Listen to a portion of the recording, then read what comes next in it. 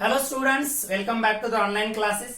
पहा, last lecture मध्ये आपण आपल्या मॅथमॅटिकल मेथड्सचा जो स्केलर्स आणि वेक्टर्सचा पोर्शन कंप्लीट झाला होता त्याच्यावरती डिपेंड असणारे एक्सरसाइज मधले न्यूमेरिकल एक्झाम्पल्स आपण सॉल्व्ह करायला स्टार्ट केले होते. ठीक आहे.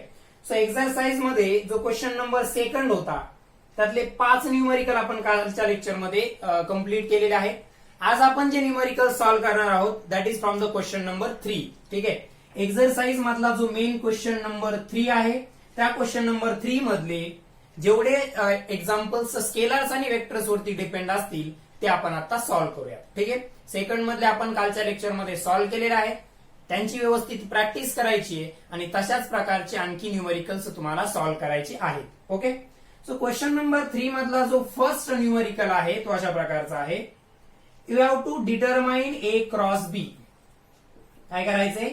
Determine A cross B if given is that A bar equals to 2I cap plus 3J cap and B bar equals to 3I cap plus 5J cap. ठीक आहे. एवढा question आहे, याचं सोल्युशन करायचं. पहा, A बार तुम्हाला गिवन आहे 2I cap plus 3J cap. ए बार given आहे 2I cap plus 3J cap आणि बी बार गिवन आहे 3I cap plus 5J cap. यांचा क्रॉस प्रोडक्ट तुम्हाला फाइंड आउट करायचा आहे. आता पहा, ए त्याच्या एक्स आणि वाय कंपोनंटच्या फॉर्म मध्ये दिलाय, बी सुद्धा त्याच्या एक्स आणि वाय कंपोनंटच्या फॉर्म मध्ये दिलाय. यांचा क्रॉस प्रोडक्ट जो येणार आहे तो कसा येईल आता तो आपल्याला फाइंड आउट करायचा आहे.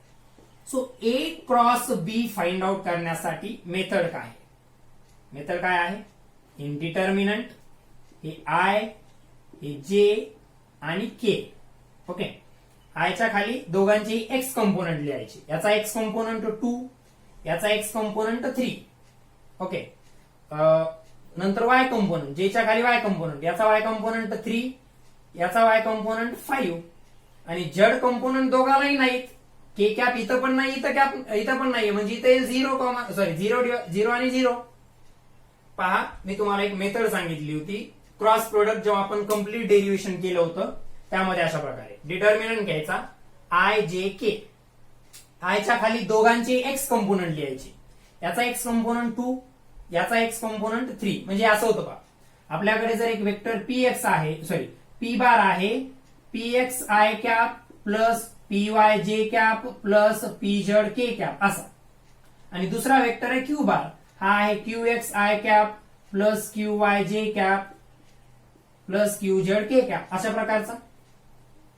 तर या दोघांचा क्रॉस प्रोडक्ट आपण कसा फाइंड आउट करतो? पी क्रॉस क्यू कसा फाइंड आउट करतो? डिटर्मिनंट मध्ये लिहितो हा आय जे आणि के कॅप. ओके. आय कॅप, जे कॅप आणि के कॅप. जो आय कॅप आहे त्याच्या खाली आपण दोघांचे एक्स कंपोनंट म्हणजे पी एक्स क्यू एक्स, जेच्या खाली Y component P Y Q Y आणि के च्या खाली Z component P Z Q Z अशा प्रकारे. बरोबर आहे. तेच केलेलं इथं आपण, तो सेम फॉर्म्युला जो आहे तो इथं या ए बार आणि बी बार साठी आपण यूज केलेला आहे.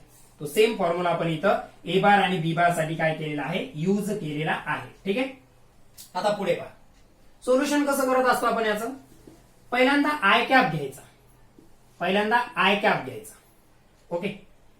मग आय कॅप घेतल्यानंतर त्याचा रो आणि कॉलम सोडून द्यायचा. म्हणजे आय कॅप ज्याच्यामध्ये आहे तो रो आणि तो कॉलम सोडून द्यायचा आणि इथं मल्टिप्लिकेशन करायचं. कसं करणार? या दोघांचं, याला याच्यासोबत मल्टिप्लाय करा मायनस याला याच्यासोबत मल्टिप्लाय. म्हणजे काय? आय कॅप ब्रॅकेटमध्ये त्याचा रो आणि कॉलम सोडून दिल्यानंतर 0 × 3 0 मायनस 5 × 0 0. जे घेताना मायनस जे घ्यायचं मी ऑलरेडी सांगितलं होतं तुम्हाला. मग जे घेताना परत काय करणार? जेचा रो आणि कॉलम सोडून द्यायचा. जे घेताना तुम्ही काय करणार? जेचा रो आणि कॉलम सोडून देणार. म्हणजे हा रो आणि हा कॉलम सोडून दिला तर 0 multiplied by 2 0 minus 3 multiplied bye 0 0 plus K cap. आता के कॅप घेतल्यानंतर त्याचा रो आणि कॉलम सोडून दिला तर हे याच्यासोबत मल्टिप्लाय होईल आणि मायनस देऊन नंतर हे याच्यासोबत मल्टिप्लाय. 5 2 जा 10 मायनस 3 3 जा 9. आता हे 0 होऊन जाणार, हे 0 होऊन जाणार, उरलं काय फक्त 10 मायनस 9 1, म्हणजेच 1 इंटू के कॅप, याला नुसतं आपण के कॅप लिहितो, म्हणजे या ए बार आणि बी बारचा जो क्रॉस प्रोडक्ट आलेला आहे तो के कॅप आलेला आहे, के कॅप आलेला आहे. ओके, सो ए बार आणि बी बार आपल्याला त्यांच्या कंपोनंट्सच्या फॉर्म मध्ये दिलेले होते आणि त्यांचा आपल्याला क्रॉस प्रोडक्ट डिटरमाइन करायचा होता. याच्यासाठीची ही सिंपल प्रोसिजर आहे, त्यावरून आपला आन्सर आलेला आहे के कॅप. ओके, त्याला व्यवस्थित नोट डाऊन करायचं आहे. सो थर्ड क्वेश्चन आपण सॉल्व्ह करतोय. एक्झरसाइज जी आपल्याला गिव्हन आहे त्यातला आपण थर्ड क्वेश्चन सॉल्व्ह करत आहोत, त्याकडे व्यवस्थित लक्ष द्यायचंय. त्यातला पहिला क्वेश्चन आपण सॉल्व्ह केलेला आहे. ठीक आहे, परत एकदा सांगतोय, तुम्ही जर मागचे लेक्चर्स व्यवस्थित पाहिले नसतील, फॉर्म्युले व्यवस्थित समजून घेतले नसतील, तर हे क्वेश्चन तुम्हाला सॉल्व्ह होणार नाहीये. ओके, सो पुढचा जो आहे सेकंड क्वेश्चन. सेकंड मध्ये काय गिव्हन आहे पहा, शो दॅट वेक्टर्स, एक वेक्टर आहे ए बार. ठीक आहे, सो हा ए बार आहे 2i cap plus 3j cap plus 6k cap. Okay, दुसरा वेक्टर आहे B bar equals to 3i cap minus 6j cap plus 2k cap. आणि तिसरा वेक्टर आहे C bar equals to 6i cap plus 2j cap minus 3k cap are mutually perpendicular to each other. Are mutually perpendicular to, mutually perpendicular म्हणजेच हे एकमेकांना कसे आहेत, perpendicular आहेत. आता इथे वेक्टर किती दिलेले आहेत आपल्याला, 3 वेक्टर दिले. एक ए बार दिलाय 2i plus 3j plus 6k, दुसरा बी बार दिलाय 3i minus 6j plus 2k, आणि तिसरा सी बार दिलेला आहे 6i plus 2j minus 3k. हे 3 वेक्टर कसे आहेत, म्युच्युअली परपेंडिक्युलर, म्हणजे तिघही एकमेकांना परपेंडिक्युलर आहेत हे आपल्याला विचारलेले आहे. तिघही एकमेकांना काय आहेत, परपेंडिक्युलर हे आहेत आपल्याला विचारलेले. आता परपेंडिक्युलर आहेत का नाही हे ठरवण्यासाठी आपल्याकडे खूप सोपा मार्ग आहे. काय पहा, मी तुम्हाला ऑलरेडी सांगितलं होतं, जर दोन वेक्टरचा डॉट प्रोडक्ट 0 आला, डॉट प्रोडक्ट 0 आला तर ते एकमेकांना परपेंडिक्युलर असतात, आणि क्रॉस प्रोडक्ट 0 आला तर ते एकमेकांना कसे असतात, पॅरलल असतात. दोन वेक्टरचा डॉट प्रोडक्ट 0 आला तर ते एकमेकांना परपेंडिक्युलर असतात, आणि त्यांचा क्रॉस प्रोडक्ट 0 आला तर ते एकमेकांना पॅरलल असतात. कसे असणार आहेत, ते एकमेकांना पॅरलल असणार आहेत. ओके, म्हणजे काय, तर पहिल्यांदा आपल्याला परपेंडिक्युलरची कंडिशन चेक करायला लागेल. काय करावं लागेल, परपेंडिक्युलरची कंडिशन चेक करायची आहे, म्हणजे आपल्याला ती डॉट प्रोडक्ट करून चेक करता येते. मग ए बार आणि बी बार आहेत का पाहूयात परपेंडिक्युलर. ठीक आहे, सो ए बार डॉट बी बार काय येईल, ए बार डॉट बी बार. तर पहा, आपण काय करतो डॉट प्रोडक्टला, एक्स कंपोनंटचं मल्टिप्लिकेशन, वाय कंपोनंटचं मल्टिप्लिकेशन प्लस झेड कंपोनंटचं मल्टिप्लिकेशन. सो 2 मल्टिप्लाइड बाय 3, हे पहा 2 मल्टिप्लाइड बाय 3 जे येणार आहे, हे 2 मल्टिप्लाइड बाय 3, 2 3 चा किती येईल 6, प्लस आता वाय कंपोनंट, याचा वाय कंपोनंट 3 आहे, याचा मायनस 6 आहे. ठीक आहे, याला आणखी एक स्टेप जर वाढवायची असेल तर असं करूया आपण, याचा एक्स कंपोनंट एक्स, हा ए वाय आणि हा ए झेड कन्सिडर करूया. वाय मध्ये सॉरी बी मध्ये हा बी एक्स, बी वाय आणि बी झेड कन्सिडर करूया. सी मध्ये हा सी एक्स, सी वाय आणि सी झेड कन्सिडर करूया. मग ए बार डॉट बी बार जे येणार आहे, ए बार डॉट बी बार जे येणार आहे ते कसं येईल, A X B x plus A Y B Y plus A Z B Z. अशा प्रकारे आपण कॅल्क्युलेट करतो.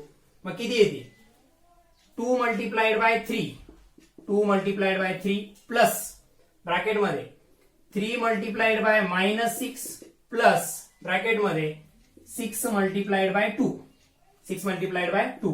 सो 3 2 जा 6 प्लस मायनस झालं मायनस, 6 3 जा 18. ओके, आणि प्लस 6 2 जा 12. पहा 6 प्लस 12 प्लस 18 आणि हे मायनस 18 काय झालं, 0 झालं. 0 झालं म्हणजे ए आणि बी एकमेकांना परपेंडिक्युलर आहेत, ए आणि बी एकमेकांना परपेंडिक्युलर. आता बी बार डॉट सी बार, म्हणजे याच्यावरून कन्क्लुजन काय निघालं, from here we can conclude that A bar and B bar are perpendicular. A bar आणि बी बार काय आहेत, परपेंडिक्युलर आहेत, हे याच्यावरून कन्क्लुजन निघालं. कारण ए बार आणि बी बारचा जो डॉट प्रोडक्ट आहे तो 0 आलेला आहे. आता B bar dot C bar, B bar dot C bar equals to काय येईल? bx cx plus by cy plus bz cz. Okay, X X कंपोनंटचं मल्टिप्लिकेशन प्लस त्या दोन वेक्टरच्या वाय कंपोनंटचं मल्टिप्लिकेशन प्लस त्यांच्या झेड कंपोनंटचं मल्टिप्लिकेशन हे आपण डॉट प्रोडक्ट साठी युज करत असतो. मग बी बार डॉट सी बार काय? बी बार डॉट सी बार हे अशा प्रकारे. सो काय आहे ते? 3 multiplied bye 6, 3 multiplied bye 6 plus minus 6 multiplied by minus 2, minus 6 multiplied bye sorry plus 2 plus Z component याचा 2 आहे याचा मायनस 3 आहे म्हणजे 2 मल्टिप्लाइड बाय मायनस 3. सो 6 3 जा 18 प्लस मायनस मायनस 6 2 जा 12 प्लस मायनस मायनस 3 2 जा 6. हा प्लस 18 आणि या दोघांचा आन्सर येईल मायनस 18, याचा येईल फायनल आन्सर 0. म्हणजे B bar and C bar are also perpendicular. B bar and C bar also perpendicular. पण म्युच्युअली परपेंडिक्युलरला पहा, ए बी एकमेकांना आहेत, बी सी ए आणि बी परपेंडिक्युलर आहेत, बी आणि सी एकमेकांना परपेंडिक्युलर आहेत. आता ए आणि सी आहेत का ते चेक करा, ते असतील तर हे वेक्टर एकमेकांना म्युच्युअली परपेंडिक्युलर आहेत. ठीक आहे, हे इक्वेशन याला एक 1 नंबर द्या. ए अँड बी आर परपेंडिक्युलरला 1 नंबर द्या. बी आणि सी परपेंडिक्युलर आहे त्याला नंबर 2 द्यायचे. काय केलंय मी? ए आणि बी चा डॉट प्रोडक्ट फाइंड आउट केला तो 0 आला. बी आणि सी चा डॉट प्रोडक्ट फाइंड आउट केला तो 0 आला. आता ए आणि सी चा डॉट प्रोडक्ट 0 येतो का ते पाहूयात. ओके, सो हे दोन लिहून घ्या. ओके, नोट डाऊन करायला व्यवस्थित. इक्वेशन 1 आणि 2 आपण लक्षात ठेवलेले, त्यावरून आपल्याला ए अँड बी एकमेकांना परपेंडिक्युलर आणि बी आणि सी एकमेकांना परपेंडिक्युलर मिळाले आहेत. आता ए बार डॉट सी बार काय येईल? X C X plus A Y C Y plus A Z C Z. Okay, so X C X पहा 2 मल्टिप्लाइड बाय 6 प्लस हे 3 मल्टिप्लाइड बाय 2 प्लस हे 6 मल्टिप्लाइड बाय मायनस 3. सो 6 2 जा 12 plus 3 2 जा 6 plus minus minus 6 3 जा 18. So 12 plus 6 18 minus 18 म्हणजे 0 आलं. म्हणजे A bar and C bar are perpendicular. कशा आहे? परपेंडिक्युलर. याला नंबर दिलाय 3. तर आता final conclusion, from 1, 2 and 3 A bar, B bar and C bar are mutually perpendicular. Are mutually perpendicular हे आपलं आन्सर आलं finally. Okay, so this is the easiest way. ठीक आहे, आणखी मार्ग आहे त्याला सॉल्व्ह करायला, परंतु it is the easiest way to solve this. Okay, अशा प्रकारे तुम्ही त्याला सॉल्व्ह करू शकता. ए बार आणि बी बार परपेंडिक्युलर दाखवले, बी बार आणि सी बार दाखवले आणि ए बार आणि सी बार म्हणजे ए बी सी हे म्युच्युअली परपेंडिक्युलर आहेत एकमेकांना, हे आपण इथे शो केलेलं आहे. ओके, सो हा थर्ड क्वेश्चन जो होता एक्सरसाइज मधला त्यातला सेकंड प्रॉब्लेम आहे. व्यवस्थित त्याला नोट डाऊन करून घ्यायचं. ओके, एकदम सिंपल सिंपल क्वेश्चन दिलेले आहेत. त्यासाठी आपल्याला स्केलर्स आणि वेक्टर्सचे एकदम बेसिक रूल्स जे आहेत ते माहीत असणं आवश्यक आहे, ते मात्र लक्षात ठेवायचे. ओके, सो पुढचा क्वेश्चन, त्या क्वेश्चन नंबर 3 मधलाच नेक्स्ट क्वेश्चन आपण सॉल्व्ह करूयात. ओके, सो नेक्स्ट क्वेश्चन आहे 4th वाला. ठीक आहे, त्यामध्ये काय गिवन आहे? सॉरी थर्ड, सेकंड झालाय आता आपला. थर्ड मधला सेकंड झालाय, त्यातला third part. Determine the vector product of V1 bar एक वेक्टर दिलेला आहे तुम्हाला, तो दिलाय 2i plus 3j plus sorry minus k आणि दुसरा दिलाय V2 bar equals to i cap plus 2j cap minus 3k cap. यांचा तुम्हाला वेक्टर प्रोडक्ट फाइंड आउट करायचा आहे.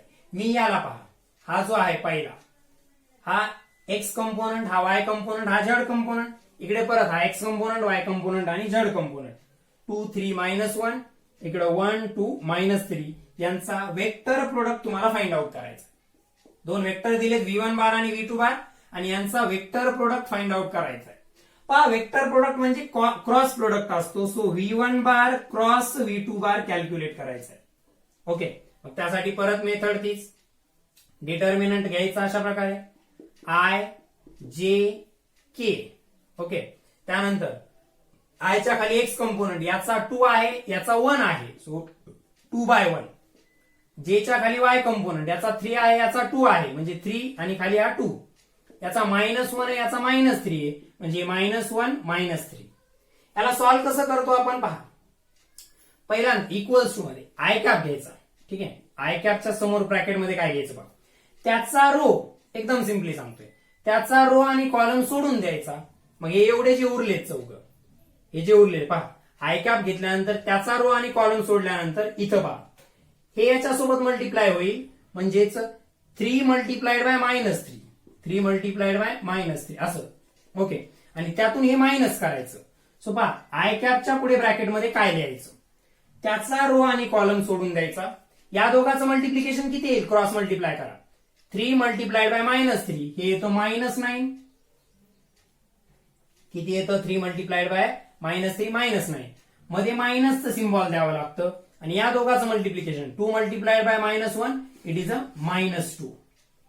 इट इज अ -2 हे अशा प्रकारचे येईल. ठीक आहे, याला छोट्या ब्रॅकेटमध्ये घेतो -2. हे आय कॅपच्या समोर. परत एकदा पहा, कारण प्रत्येक वेळी क्रॉस प्रोडक्ट फाइंड आउट करताना तुम्हाला ही प्रोसिजर रिक्वायर्ड आहे. V1 बार V2 बार असे दोन वेक्टर्स तुम्हाला दिलेत, त्यांचा वेक्टर प्रोडक्ट फाइंड आउट करायचा आहे म्हणजेच क्रॉस प्रोडक्ट आपल्याला फाइंड आउट करायचं. त्यांचा वेक्टर प्रोडक्ट फाइंड आउट करायचा आहे म्हणजेच आपल्याला त्यांचा क्रॉस प्रोडक्ट फाइंड आउट करायचा आहे. त्यासाठी अशा प्रकारे आपण लिहून घ्यायचं. पहिल्यांदा डिटर्मिनंट मध्ये आय जे के, आयच्या खाली त्यांचे एक्स एक्स कंपोनंट, जेच्या खाली त्यांचे वाय वाय कंपोनंट आणि झेडच्या खाली केच्या खाली त्यांचे झेड कंपोनंट. मग याला सॉल्व्ह कसं करायचं डिटर्मिनंटला, आय कॅप लिहायचा, त्याचा रो आणि त्याचा कॉलम सोडून द्यायचा. मग हे एवढे जे उरले त्यांचं क्रॉस मल्टिप्लिकेशन, 3 मल्टिप्लाइड बाय -3 -9 आलं, मध्ये मायनसचं सिम्बॉल द्यावं लागतं. 2 मल्टिप्लाइड बाय -1 परत -2 आलं. आता आय नंतर कोण घेणार, जे, परंतु आय आणि जेच्या मध्ये मायनसचं सिम्बॉल द्यायचं म्हणजे आला -j कॅप. काय आला, -j कॅप. त्याच्या पुढच्या ब्रॅकेटमध्ये काय येईल, त्याचा रो आणि कॉलम सोडून द्यायचा. त्याचा रो आणि कॉलम सोडून दिला. आता हा इकडे मल्टिप्लाय होईल, कारण पहा जेचा रो आणि हा कॉलम जर सोडला तर काय येईल, -3 मल्टिप्लाइड बाय 2 -6, मध्ये मायनसचं सिम्बॉल येईल परत, आणि 1 मल्टिप्लाइड बाय -1 हे येईल -1. आता जे आणि केच्या मध्ये परत प्लसचं साईन घ्यायचं. केच्या ब्रॅकेटमध्ये काय येईल पहा, केचा रो आणि कॉलम सोडून द्यायचा. हा 2 2 चा झाला 4 आणि मायनसचा सिम्बॉल 3 1 चा झाला 3. पहा लक्षात येते. So this is the solution to this question. आता पुढे याला काय करायचं, हा आय कॅप, हा -9, हा -2 झाला, हा -j ऍज इट इज, हा -6, हा +1 झाला, हा +k आणि 4 - 3 हा 1 आला. त्याचं सोल्युशन इकडे लिहितोय मी पहा. -9 + 2, -9 + 2 इज द -7 हा आय कॅप. हा पापडी -6 + 1 -5 आणि हा -5 आणि इथला मायनस प्लस होऊन जाईल म्हणजे 5j कॅप. सिंपल मॅथमॅटिक्स आहे पहा. -6 + 1 -5 आणि इथं ऑलरेडी एक मायनस आहे म्हणजे मायनस प्लस झालं म्हणून 5j कॅप आलं. आणि 1k कॅपला आपण डायरेक्टली फक्त k कॅप लिहू शकतो म्हणजे हे झालं V1 बार क्रॉस V2 बार. V1 cross V2. आता हे लक्षात घ्या, आय जे घेणार तुम्ही इथं काही सिम्बॉल नाही म्हणजे पॉझिटिव्ह, जे निगेटिव्ह आणि के पॉझिटिव्ह. आणि मध्ये जेव्हा तुम्ही असं घेणार हे लक्षात घ्या, आय घेताना त्याचा रो आणि कॉलम सोडल्यानंतर याचं मल्टिप्लिकेशन झाल्यानंतर याचं मल्टिप्लिकेशन घेताना दोघांच्या मध्ये इथंही मायनस द्यायचंय, इथंही मायनस द्यायचंय आणि इथंही मायनस द्यायचंय. ठीक आहे, आणि त्याला सॉल्व्ह केल्यानंतर आपल्याला हे फायनल आन्सर मिळाले V1 बार क्रॉस V2 बारचं. That is the -7 i cap, -7 i cap plus 5j cap plus k cap. It is the correct answer. ठीक आहे, हे करेक्ट आन्सर आहे या क्वेश्चनचं. तर व्यवस्थित याला पहिल्यांदा नोट डाऊन करायचं आहे. ठीक आहे, सो फायनल झालंय. आता पुढचा जो क्वेश्चन आहे त्यातलाच क्वेश्चन नंबर 3 मधलाच 4th क्वेश्चन आपण सॉल्व्ह करतोय. याला व्यवस्थित पहिल्यांदा नोट डाऊन करून घ्यायचे सगळ्यांनी. सो तो क्वेश्चन काय सांगतो आपल्याला पहा, 4th one. Given that, again तुम्हाला 2 वेक्टर दिलेले आहेत. त्यातला पहिला वेक्टर आहे V1 bar equals to 5i cap plus 2j cap. V1 bar equals to 5i plus 2j. आणि दुसरा वेक्टर आहे V2 bar equals to AI cap minus 6J cap अशा प्रकारचे दोन वेक्टर्स आहेत. And these two vectors are perpendicular to each other. These two vectors are perpendicular to each other. त्यांनी given आहे, आता क्वेश्चन मध्ये दिलेला आहे perpendicular to each other. Find value of A. Value of ए म्हणजे काय पहा, तुम्हाला दोन वेक्टर दिलेले आहेत. V1 बार एक वेक्टर दिलाय जो आहे 5i cap plus 2j cap आणि V2 बार एक वेक्टर दिलाय AI cap minus 6j cap. त्यामध्ये एक अननोन आहे, तुम्ही जर व्यवस्थित पाहिले ते वेक्टर्स तर जो सेकंड वेक्टर आहे V2 बार, जो सेकंड वेक्टर आहे V2 बार त्याचा एक्स कंपोनंट अननोन आहे, त्याची व्हॅल्यू माहित नाही आपल्याला, तो ए दिलाय, त्याचीच व्हॅल्यू आपल्याला फाइंड करायची आहे. फाइंड दिस ए, हा ए आपल्याला फाइंड आउट करायचा आहे. मग गिवन कंडिशन काय आहे, V1 बार आणि V2 बार एकमेकांना परपेंडिक्युलर आहेत. गिवन काय आहे, V1 बार आणि V2 बार एकमेकांना परपेंडिक्युलर आहेत आणि V2 चा जो एक्स कंपोनंट माहित नाही, अननोन आहे, ज्याची व्हॅल्यू ए आहे, ती व्हॅल्यू आपल्याला फाइंड आउट करायची. मी तुम्हाला सिंपल हिंट सांगितली होती, जेव्हा दोन वेक्टरचा डॉट प्रोडक्ट 0 असतो तेव्हा ते एकमेकांना परपेंडिक्युलर असतात. तेव्हा ते एकमेकांना परपेंडिक्युलर असतात. मग जर V1 बार आणि V2 बार एकमेकांना परपेंडिक्युलर आहेत असं जर क्वेश्चन मध्ये दिलेलं आहे, V1 बार आणि V2 बार हे जर एकमेकांना परपेंडिक्युलर आहेत असं जर क्वेश्चन मध्ये दिलेलं असेल, असं जर क्वेश्चन मध्ये दिलेलं असेल तर आपण असं समजू शकतो की त्यांचा डॉट प्रोडक्ट 0 असणार आहे. सो फ्रॉम गिवन कंडिशन त्यांनी अशी दिली आहे की हे दोन वेक्टर एकमेकांना परपेंडिक्युलर आहेत, म्हणजेच यांचा डॉट प्रोडक्ट 0 आहे, म्हणजेच त्यांचा डॉट प्रोडक्ट 0 आहे. मग डॉट प्रोडक्ट 0 सोबत इक्वेट करा. का करतोय आपण त्यांचा डॉट प्रोडक्ट 0 सोबत इक्वेट? आपण त्यांचा डॉट प्रोडक्ट 0 सोबत इक्वेट करत आहोत, त्याला कारण आहे ते दोन वेक्टर्स एकमेकांना परपेंडिक्युलर आहेत. त्याला रिझन आहे ते दोन वेक्टर्स एकमेकांना कशा आहेत, परपेंडिक्युलर. आणि आपल्याला माहितीये परपेंडिक्युलर जर असतील याचा अर्थ त्यांचा डॉट प्रोडक्ट 0 असतो. मग डॉट प्रोडक्टला आपण त्यांच्या 0 सोबत इक्वेट केलं. मग डॉट प्रोडक्ट कसा फाइंड आउट करतो आपण, x component multiplied by x component म्हणजे 5 मल्टिप्लाइड बाय ए प्लस मध्ये y component multiplied by y component म्हणजे 2 मल्टिप्लाइड बाय -6. 2 मल्टिप्लाइड बाय -6 याला इक्वेट केलं 0 सोबत. डॉट प्रोडक्ट दोन वेक्टरचा आपण कसा फाइंड आउट करतो, त्यांच्या एक्स कंपोनंटची मल्टिप्लिकेशन प्लस त्यांच्या y कंपोनंटची multiplication. Dot product find out करण्यासाठी आपल्याकडे सिंपल प्रोसिजर आहे, त्यांच्या एक्स कंपोनंटचं मल्टिप्लिकेशन प्लस त्यांच्या y कंपोनंटचं मल्टिप्लिकेशन. सो हे आलं 5a plus minus minus 6 2 12 equals to 0. आता इक्वेशन बनलं 5a equals to plus 12 right side, sorry equal टूच्या राईट साइडला गेला तो, सॉरी -12 आहे, तो इक्वल टूच्या राईटला जाऊन +12 झाला, म्हणजे a इक्वल्स टू हा 5 इकडे डिवाइड झाला, 12 डिवायडेड बाय 5 असणार आहे. ठीक आहे, स्लोली परत एकदा सांगतो. आपल्याकडे दोन वेक्टर्स गिवन आहेत, V1 बार आणि V2 बार. त्यातला जो V2 बार हा वेक्टर आहे, त्यातला जो V2 बार हा वेक्टर आहे, त्या V2 बार वेक्टरचा एक्स कंपोनंट हा अननोन आहे. त्या V2 बार वेक्टरचा एक्स कंपोनंट हा ए हा अननोन आहे, तो आपल्याला माहित नाही, तो आपल्याला फाइंड आउट करायचा आहे. ओके, आणि गिवन एक कंडिशन अशा प्रकारची दिली आपल्याला की ते दोन वेक्टर्स एकमेकांना परपेंडिक्युलर आहेत. ते दोन वेक्टर्स एकमेकांना कशा आहेत, परपेंडिक्युलर आहेत. मग परपेंडिक्युलरची कंडिशन मला माहित आहे, जर दोन वेक्टर्स एकमेकांना परपेंडिक्युलर असतील, जर दोन वेक्टर्स एकमेकांना परपेंडिक्युलर असतील तर त्यांचा डॉट प्रोडक्ट 0 असतो. मग मी एक कंडिशन वापरली इक्वेशन बनवण्यासाठी, त्यांचा डॉट प्रोडक्ट आपण 0 सोबत इक्वेट केला. त्यांचा डॉट प्रोडक्ट आपण काय केला, 0 सोबत इक्वेट केला. आणि डॉट प्रोडक्ट 0 सोबत इक्वेट केल्यानंतर आपल्याला डॉट प्रोडक्ट कसा फाइंड आउट करतो आपण, एक्स कंपोनंटचं मल्टिप्लिकेशन प्लस वाय कंपोनंटचं मल्टिप्लिकेशन. एक्स कंपोनंट 5 आणि a म्हणजे 5 multiplied by a, y component 2 आणि -6 म्हणजे 2 मल्टिप्लाइड बाय -6. हे इक्वेशन मध्ये पुट केलं 5a - 12 इक्वल्स टू 0 म्हणजे 5a इक्वल्स टू 12 म्हणजेच a इक्वल्स टू 12/5 हे फायनल आन्सर आपल्याला मिळालेलं आहे. तर असे सिंपल क्वेश्चन्स आपल्याला स्केलर्स आणि वेक्टर्स वरती विचारले जातात. असे सिंपल क्वेश्चन्स आपल्याला स्केलर्स आणि वेक्टर्स वरती विचारले जातात. एक्सरसाइज मध्ये याच्या पुढे जे क्वेश्चन्स दिलेले आहेत, आपण आता हा 4th क्वेश्चन सॉल्व्ह केला. क्वेश्चन नंबर 3 मधला आपण 4th क्वेश्चन सॉल्व्ह केला. 5व्यापासून पुढचे जे क्वेश्चन्स दिलेले आहेत ते कॅल्क्युलसच्या पार्टवरती डिपेंड आहेत, तो आणखी आपण घेतलेला नाहीये. ठीक आहे, तर बुक मधले क्वेश्चन्स आपले कंप्लीट झालेत. आणखीन काही एक्झाम्पल्सची आपण आता प्रॅक्टिस करणार आहोत. मी बोर्डवरती डायरेक्टली क्वेश्चन्स लिहितोय. तर त्यातला क्वेश्चन नंबर 1 अशा प्रकारचा आहे.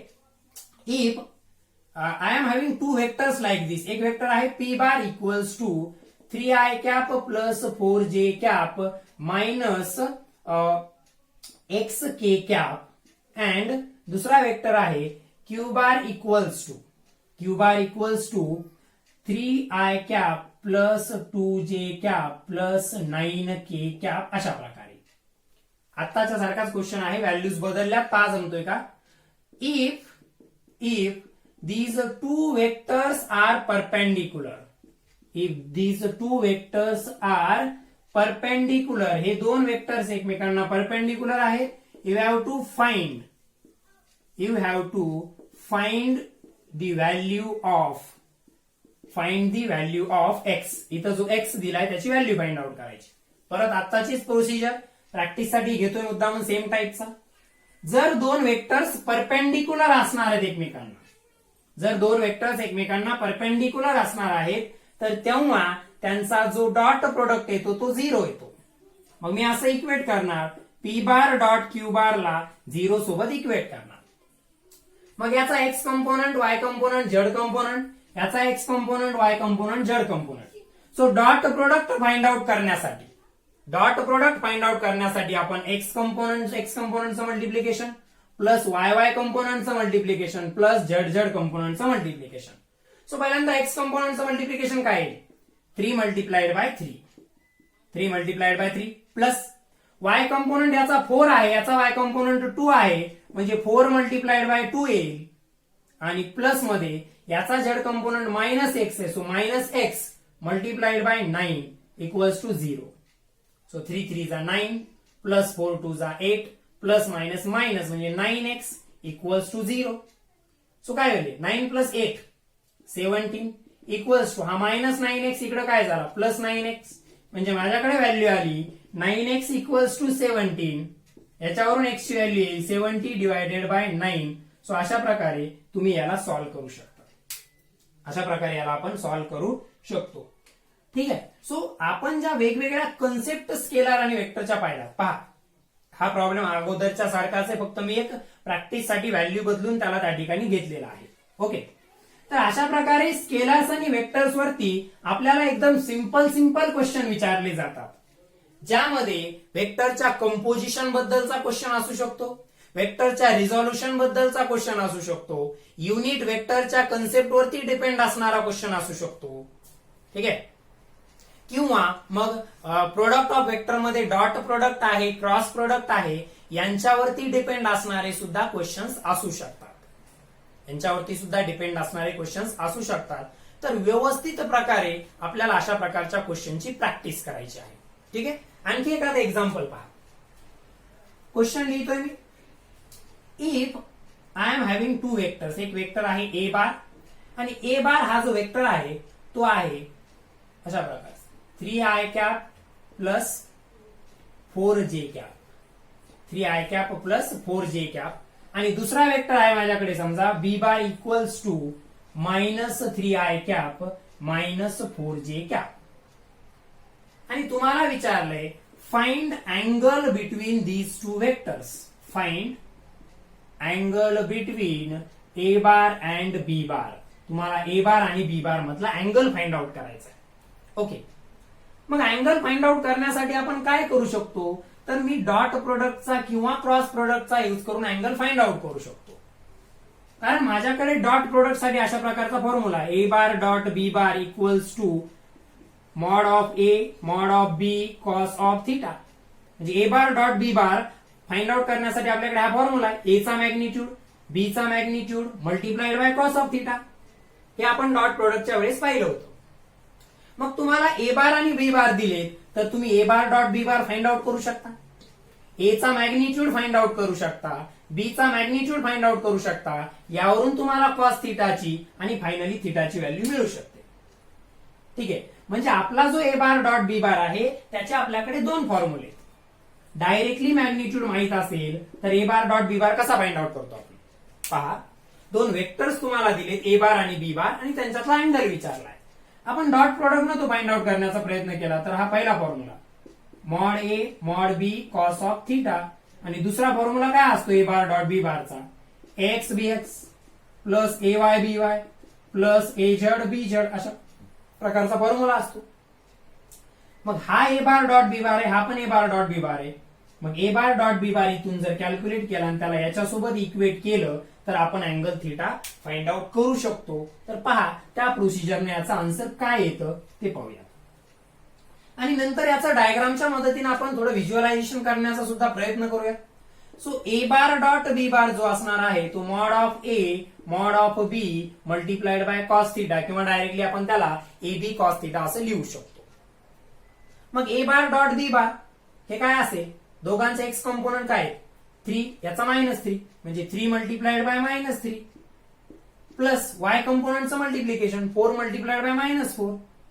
ठीक आहे, स्टेप्स वाढवूया तो लागलंच तर. हा एक्स झाला, हा ए वाय झाला, हा बी एक्स झाला, हा बी वाय झाला. दोघांनाही झेड कंपोनंट नाहीये त्यामुळे तो घ्यायची गरज नाहीये. हे काय x B x plus A Y B y equals to mod A mod B cos of theta. So x B x किती आहे 3 multiplied by -3 plus A Y B y 4 multiplied by -4 equals to a चं magnitude काय आहे, ए चं magnitude route मध्ये ए च्या कंपोनंटच्या स्क्वेअरची addition हे आता आपण बऱ्याच वेळेस केलंय. ए चं मॅग्निट्यूड असेल रूट मध्ये 3 स्क्वेअर प्लस 4 स्क्वेअर इंटू मध्ये बी चं मॅग्निट्यूड काय असेल रूट मध्ये -3 चा स्क्वेअर प्लस -4 चा square into cos theta as it is. So 3 3 जा 9 मायनस येईल प्लस प्लस 4 4 जा 16 हे सुद्धा मायनस मध्ये येईल, हे सुद्धा मायनस मध्ये पहा 3 multiplied by -3 -9 4 multiplied by -4 is -16 equals to याचं सोल्युशन 3 चा स्क्वेअर 9 4 चा स्क्वेअर 16 इंटू रूट मध्ये 3 चा स्क्वेअर 16 सॉरी 3 चा स्क्वेअर 9 प्लस मध्ये 4 चा square 16 into cos of theta into cos of theta. So हे पहा -9 हे प्लस मायनस -16 -9 -16 -9 -16 हे -25 येईल काय -25. हे पहा परत एक स्टेप वाढू -9 प्लस मायनस मायनस झालं हे 16 इक्वल्स टू हे किती येईल रूट मध्ये 25 इंटू हे किती येईल रूट मध्ये 25 16 आणि 9 25 इंटू कॉस ऑफ थिटा. इथपर्यंत आलं. एकदम सिंपल प्रोसिजर आहे. दोन वेक्टर्स दिलेले होते त्यांच्यातला आपल्याला अँगल विचारलाय थिटा. त्यासाठी आपण डॉट प्रोडक्टची कन्सेप्ट यूज करत आहोत. मग दोघांचा डॉट प्रोडक्ट असतो, दोघांचे मॅग्निट्यूडचं multiplication multiplied by cos theta. याची कन्सेप्ट आपण ऑलरेडी स्टडी केली. झेड कंपोनेंट इथं घ्यावा लागला नाही कारण तो दोघांचाही दिलेला नाहीये म्हणजे तो 0 आहे. मग दोघांचा डॉट प्रोडक्ट एक्स बी एक्स प्लस ए वाय बी वाय असा येतो. त्याचा आन्सर आपलं -9 -16 इथपर्यंत आलं, इकडचं इथपर्यंत आलं. पहिल्यांदा याला व्यवस्थित नोट डाऊन करून घ्या, पुढचा पार्ट मी लिहितो लगेच. सो याला व्यवस्थित नोट डाऊन करायचंय तुम्हाला, ओके, कारण पुढचा पार्ट आता बोर्डवरती शिल्लक नाहीये जागा लिहायला. सो तो तुम्ही लिहून घ्या. मी रफ केलेला आहे तो आता पुढे कंटिन्यू करू. -9 -16 हे -25 येईल. सो इक्वल्स टू रूट 25 ची व्हॅल्यू 5 येते इंटू मध्ये परत रूट 25 ची व्हॅल्यू 5 येते into cos of theta. So हे आलं -25 इक्वल्स टू 5 5 जा 25 इंटू कॉस ऑफ थिटा म्हणजेच cos theta equals to -25 cos theta equals to -25 divided by 25. हा 25 कॅन्सल होऊन 1 शिल्लक राहिला. कॉस थिटा इक्वल्स टू -1 म्हणजेच theta equals to cos inverse of -1. So कोणत्या अँगलला कॉसची व्हॅल्यू मायनस असते, कोणत्या अँगलला कॉसची व्हॅल्यू -1 असते, तर त्याचा आन्सर आहे थिटा इक्वल्स टू 180 ला. कोणत्याला असते? थिटा इक्वल्स टू 180 ला कॉस थिटाची व्हॅल्यू -1 असते, म्हणून -1 वरून आपल्याला जो अँगल मिळालेला आहे तो 180 मिळाला. किती मिळाला? 180. आता त्याचं थोडं व्हिज्युअलायझेशन करूयात. ही आपली कोऑर्डिनेट सिस्टीम असते अशा प्रकारची, ही अशा प्रकारची आपली कोऑर्डिनेट सिस्टीम असते. मग या कोऑर्डिनेट सिस्टीम वरती आपण काय केलं, इकडे मी 4 पर्यंत घेतलं, 1 2 3 4. सो हा 1 2 3 4, हा 1 2 3 4, हा -1 -2 -3 -4, इकडे परत -1 -2 -3 -4, इकडे 1 2 3 4. ठीक आहे. हा पॉझिटिव्ह एक्स ऍक्सिस आहे, हा निगेटिव्ह एक्स ऍक्सिस, हा पॉझिटिव्ह वाय ऍक्सिस, हा निगेटिव्ह वाय ऍक्सिस. पहिला जो वेक्टर आहे आपला ए बार तो होता 3i + 4j आणि दुसरा आहे बी बार तो होता -3i - 4j. असाच होता. ठीक आहे. सो व्यवस्थित जर पाहिलं तुम्ही तर हा वेक्टर कसा लोकेट करणार, याचा एक्स कॉम्पोनंट 3y4 आहे, म्हणजे हा 3 आणि हा पॉइंट 4 हे अशा प्रकारे हा इथं येईल, म्हणजे हा वेक्टर झाला ए बार. ओके. आणि बी बार काय, -3 - 4, म्हणजे हा -3 आणि हा -4, म्हणजे हा पॉइंट येईल इथं, म्हणजे हा वेक्टर झाला बी बार. म्हणजे पहा लिनियर पेअर ऑफ अँगल्स, म्हणजे त्यांच्यातला अँगल किती आहे, 180. तर डायग्राम वरून सुद्धा आपल्या ते लक्षात येऊ शकत होतं आणि आपण त्याला अशा प्रकारे डॉट प्रोडक्टच्या कन्सेप्टचा यूज करून सुद्धा सॉल्व्ह केलेलं आहे. डॉट प्रोडक्टच्या कन्सेप्टचा यूज करून सुद्धा सॉल्व्ह केलेले. तर असे बरेच सिंपल क्वेश्चन्स आपल्याला या चॅप्टरवरती विचारले जातात. त्याची भरपूर प्रॅक्टिस करायची, आपल्याला एवढ्यावरती थांबायचं नाहीये. ठीक आहे. याची आपल्याला भरपूर प्रॅक्टिस करावी लागणार आहे. पहा कालपासून आपण याचे एक्झाम्पल सॉल्व्ह करतो, एकदम सिंपल लेवलचे सॉल्व्ह केले आहेत. त्यामध्ये वेक्टर ऍडिशन वरती डिपेंड असणार आहे, composition of vector, resolution of vector, unit वेक्टरच्या कन्सेप्ट वरती डिपेंड असणार आहे, प्रोडक्ट ऑफ वेक्टर मध्ये डॉट प्रोडक्ट क्रॉस प्रोडक्ट वरती डिपेंड असणार आहे. तर अशा सगळ्या टाईपचे क्वेश्चन तुम्हाला एखाद्या बुक मधून, तुमच्याकडे बुक असेल तर त्या बुक मधून याची मॅक्झिमम प्रॅक्टिस करायची आहे तुम्हाला. ठीक आहे. जे पर्टिक्युलरली नीटची एक्झाम देणार आहेत त्यांनी एमटीजीचं नीटचं एमसीक्यूचं बुक जर असेल तुमच्याकडे तर ते रेफर करायचं आहे. आणि त्यामधून आपण जे जे पॉइंट स्टडी केले त्याचा पॉइंट वाईज स्टडी करून त्या पॉइंटवरती डिपेंड असणारे न्यूमरिकल्स आपल्याला सॉल्व्ह करायचे आहेत. उद्याच्या लेक्चरमध्ये आपण आता तुमच्या टेक्स्टबुकच्या एक्सरसाइज मध्ये जे क्वेश्चन दिलेले होते ते संपलेले आहेत. तुम्ही प्रॅक्टिससाठी जे सॉल्व्ड एक्झाम्पल त्या चॅप्टरच्या मध्ये दिलेले त्याची प्रॅक्टिस करा. उद्याच्या आणखी एका लेक्चरमध्ये आपण याच्या न्यूमरिकलचीच प्रॅक्टिस करूया. मी काही नीट जेईईच्या एक्झामसाठी येणारे जे क्वेश्चन्स असतात त्या टाईपचे क्वेश्चन्स उद्याच्या लेक्चरमध्ये सॉल्व्ह करणार आहोत. ठीक आहे. सो आज घेतलेले न्यूमरिकल्स, काल घेतलेले न्यूमरिकल्स व्यवस्थित पहा. वाटत असेल आपला हे फॉर्म्युला आठवत नाही तर पहिल्यांदा स्टडी करा चॅप्टरचा पूर्ण आणि मग हे न्यूमरिकल्स सॉल्व्ह करा. आणि सेम टाईपच्या न्यूमरिकलची दुसऱ्या बुक्स मधून तुम्हाला मॅक्झिमम प्रॅक्टिस करायची आहे. ठीक आहे. सो आजचं लेक्चर आपण इथंच कन्क्लूड करत आहोत. उद्याच्या लेक्चरमध्ये परत एकदा न्यूमरिकलची प्रॅक्टिस करायची आहे. So have a nice day and thank you.